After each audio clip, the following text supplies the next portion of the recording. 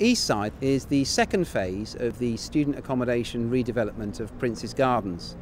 It'll provide just over 450 student bed spaces and basically as a building matches Southside, which opened just about 15 months ago for its first students in 2007.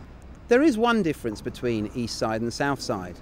Following some redesigning of the building at a quite late stage, it was decided to put a greater proportion of single rooms into Eastside.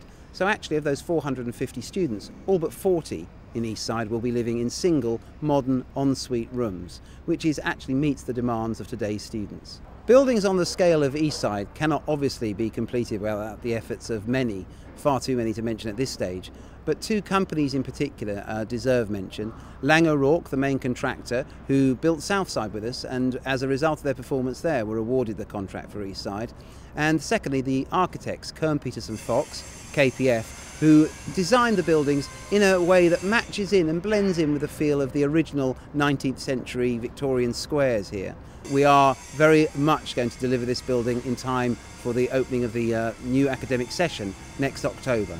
The complexity of building in central London is all about logistics and the fact that we've got neighbours literally on the doorstep. We have to be very sensitive to their needs and their quiet enjoyment, and we have to build still within a tight time frame, but we have to achieve that in a very non-disruptive manner. We've maximised the prefabrication off-site. In terms of waste that we produce, there is about 38 tonnes of material removed per month. That again is quite low, and out of that only 4 tonnes go to landfill, the rest are completely recycled. We peaked at 100 lorries in one day in excavation. That's about 1 every 6 minutes. Today was the topping out of Eastside, which is the stage where the outside structure is built.